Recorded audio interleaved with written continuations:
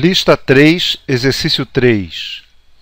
O circuito que você está construindo precisa de um amperímetro que tenha uma escala de leitura que vá de 0 mA até o máximo de 50 mA. Infelizmente, o único amperímetro existente no almoxarifado da escola tem uma escala que vai de 0 a 500 microamperes. Felizmente, porém, você acabou de assistir uma aula de física e compreende que pode fazer um amperímetro funcionar se ligar um resistor em paralelo com o instrumento, como mostra a figura. Você mede a resistência do amperímetro e obtém o valor de 50 ohms, e não de 0 como um amperímetro ideal. A. Que valor de R você deve usar para que o medidor atinja um fundo de escala quando a corrente I for de 50 mA? B. Qual é a resistência efetiva de seu amperímetro? Bom, em primeiro lugar, antes de continuar, eu quero deixar claro que essa resistência de 50 ohms para o amperímetro não faz sentido, né? No caso do amperímetro, a resistência é realmente desprezível. O problema é que quando você vai construir um amperímetro com uma escala maior, você precisa que a resistência do ramo do amperímetro seja grande, para que passe por ele uma quantidade de corrente menor. Então, o que você faz normalmente, que é o que deveria estar aqui no problema, o que você faz, na verdade, é colocar uma resistência paralela ao amperímetro, já que a resistência dela é muito pequena, série resistência grande, no caso, uma resistência de 50 ohms. Então, a resistência de 50 ohms ela é colocada, na verdade, em série com o amperímetro, para que a maioria da corrente passe pelo outro resistor e a minoria da corrente passe pelo amperímetro. Com isso, como o amperímetro tem uma escala muito pequena, só vai até 500 microamperes, a maior parte da corrente tem que ir, na verdade, para o lado da resistência que está em paralelo. Por isso que a resistência do lado do amperímetro tem que ser bem maior. Então, o que a gente faz é colocar uma resistência em série grande, em série com o amperímetro, no caso do problema 50 ohms. Bom, então vamos lá. O que ele quer é saber, em primeiro lugar, qual é o valor da resistência que você vai colocar. E a ideia é muito simples. Se você tem um fundo de escala do seu amperímetro de 50 mA, significa que quando a corrente I, que é essa que está aqui no circuito, for de 50 mA, a corrente que vai passar pelo amperímetro é de 500 microamperes.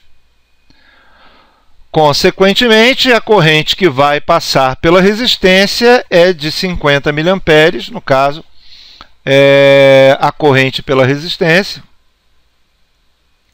vai ser, do caso de 50 mA, menos 500 microamperes, que é, na verdade, meio miliampere, né? 500 microamperes é meio miliampere.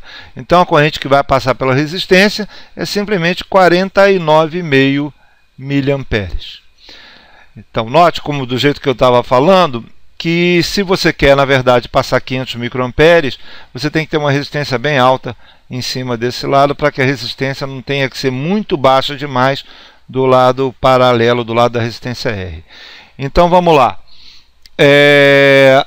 A ideia é que a diferença de potencial entre os extremos do sistema que tenha o amperímetro é a mesma diferença potencial da resistência R. Quer dizer, nesse ponto A, entre A e B, né? Entre os pontos A e B, a diferença de potencial entre A e B é a mesma, mesmo que você passe pelo lado do amperímetro, que eu passe do lado da resistência. Então, a diferença de potencial, que é a resistência vezes a corrente da resistência, é igual a resistência do amperímetro, que é em série com ela, do jeito que eu coloquei, vezes a corrente do amperímetro. A diferença de potencial é a mesma. Então, quem é a nossa resistência? A nossa resistência ela é, na verdade, a resistência do amperímetro vezes a corrente que passa pelo amperímetro, dividido pela corrente que passa pela resistência.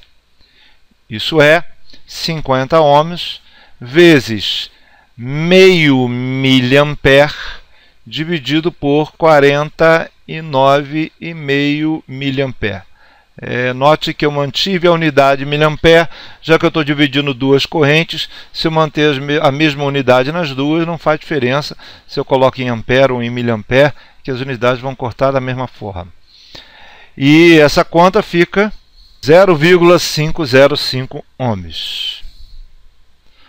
O resultado é razoável, já que a gente precisa, na verdade, como eu já falei, que a corrente passe a maioria pelo lado da resistência R. Por isso que a resistência tem que ser muito menor do que aquela. Como a resistência vai passar, no caso, 1/100º da corrente vai passar pelo lado do amperímetro, então a resistência em paralelo tem que ser 1/100º menor que a resistência do amperímetro, que é exatamente com 50 ohms, 1/100º dele dá meio ohm, né?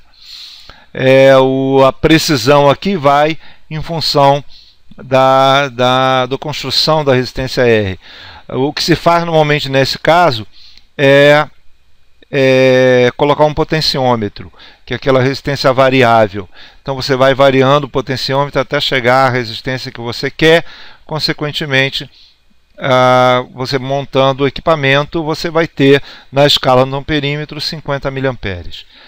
Só tem um detalhe: na prática você tem que tomar cuidado com qual potência está sendo dissipada pela resistência R, porque na hora de você comprar, no caso, ou seu potenciômetro ou sua resistência de precisão, que é esse caso aqui, você tem que tomar cuidado qual é a potência dissipada para você não queimar a sua resistência. E essa conta você faz da seguinte forma: no caso a potência, no caso do lado esquerdo, que é o lado da resistência, a resistência vezes a corrente que passa ao quadrado. No caso a resistência é 0,505 e a corrente que está passando ali é 49,5 miliamperes, quer dizer, vezes 10 a menos 3, agora tem que usar a unidade dela, e isso nos dá uma potência consumida por efeito Joule, 1,2 vezes 10 a menos 3, isso é 1,2 miliwatts. Isso é a potência que vai ser consumida pela resistência. Bom, é uma potência baixa, isso é razoável da gente então construir o nosso amperímetro de forma fácil.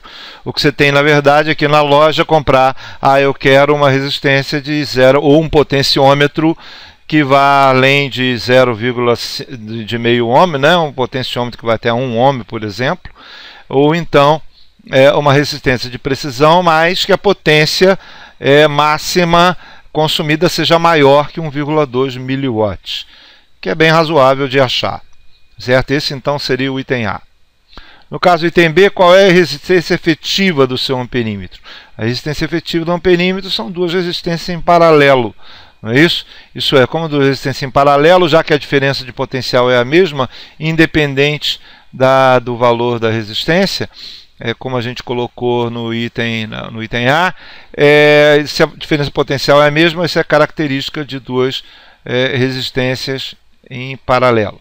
Então, uma sobre a resistência efetiva, que é o que ele quer, certo?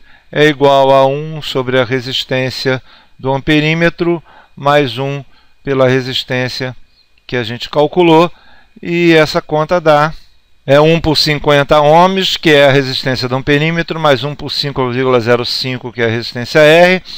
Isso dá uma resistência efetiva de meio ohm.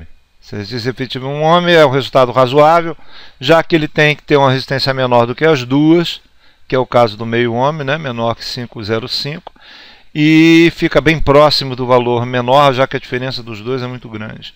Então fica bem próximo, no caso do valor de 5,05, isso é meio ohm.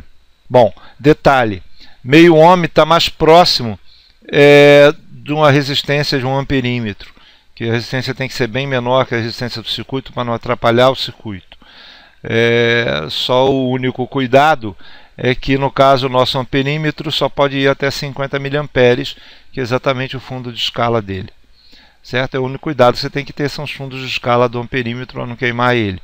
Mas, a princípio, ele pode ir até 50 miliamperes, vai consumir pouca potência, porque no caso 1,2 miliwatts para resistência R, onde passa a corrente maior, onde passa a corrente menor também a potência fica bem pequena.